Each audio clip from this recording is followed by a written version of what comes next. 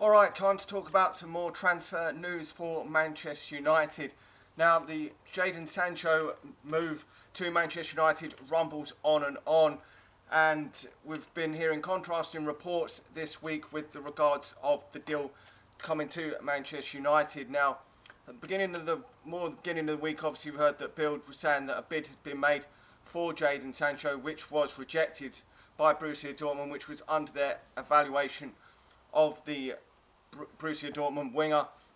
And Manchester United, obviously want the guy. We know Manchester United want the guy. The guy wants to come to Manchester United. We do know that. Us Manchester United fans want the guy to come to Manchester United. There was other reports saying that no bid had come in for Jadon Sancho from the likes of James Ducker and people like that, proper people in the game.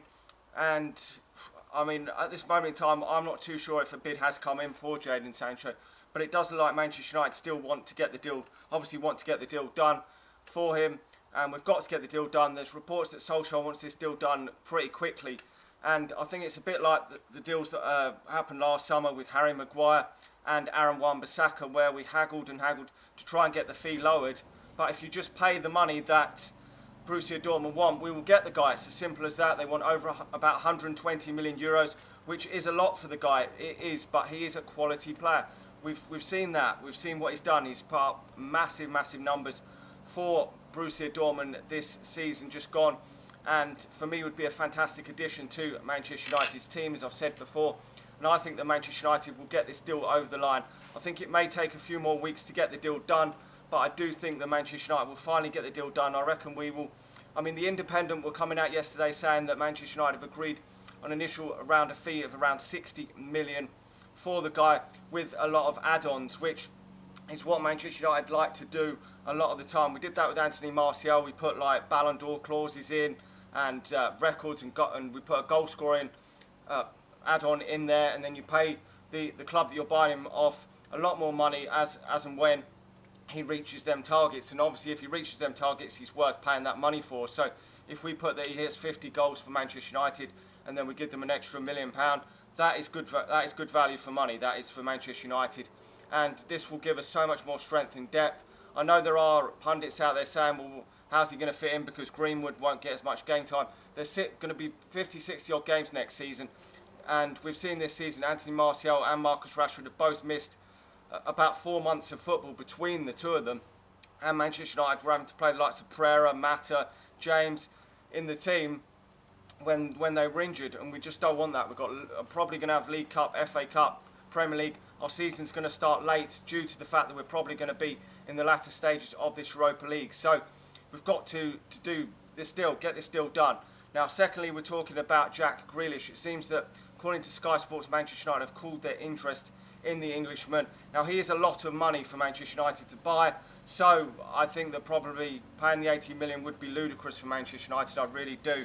I think that there's probably better, more important things to go for Manchester United. The right side of the wing is a massive problem for Manchester United. We've got the likes of Bruno Fernandes and that in midfield, so another midfield option there with Jack Grealish would have been great. But at 80 million, I'm not sure that a player that's going to apparently reports are that he's been told that he won't be an automatic first starter. That has probably swayed it, and it's now saying that maybe Arsenal are interested in him as well. Obviously, out of the two clubs, you would pick Manchester United, I would presume, bigger club and in the Champions League. But obviously, if he wants regular game time, he might not get that at Manchester United. Now, the last one we're going to be talking about is Gabriel from Lille. It's reported that Manchester United and Everton are both interested in the centre-back. Now, I don't know too much about him, but Manchester United definitely do need a centre-back. We really do. That's been a problem for Manchester United again this season. Still, even though our defence has improved with Harry Maguire and Lindelof at the centre of defence, it could still definitely improve. Now, as I say, I don't know too much about him. He's in the region of 20 odd million, so that wouldn't be a bad amount of money for Manchester United if we are going to sign him. But as I say, I don't know too much about him. He's still quite young, but we do have a number of centre-half options at Manchester United. It's just some of them are always injured, 3 of them are always injured, 2 start. But we could do with another centre-half. So if this does happen, then hopefully it could be an upcoming one that could be good for the future. But we've seen Eric Bay, up-and-coming young centre-half, hasn't really ended up progressing because of injury. We've had Lindelof, who's become a bit better this season, so you don't know how they're going to progress when they get up. Are they going to be the next Vidic or the next Phil Jones? We don't know. It could be either or. So maybe an experienced centre-half like the mould of a Kalidou Koulibaly would probably, for me, be a better option than a younger one, but because I just want that man that can come in and be ready-made. But if we do get him, he's still a snippet in today's transfer market. And anyway, that's all I've really got to talk about on the transfers today. Hopefully Manchester United can get some swifter transfers done this season, because last time we fucked around, really messed around and taken our time at getting these transfers done.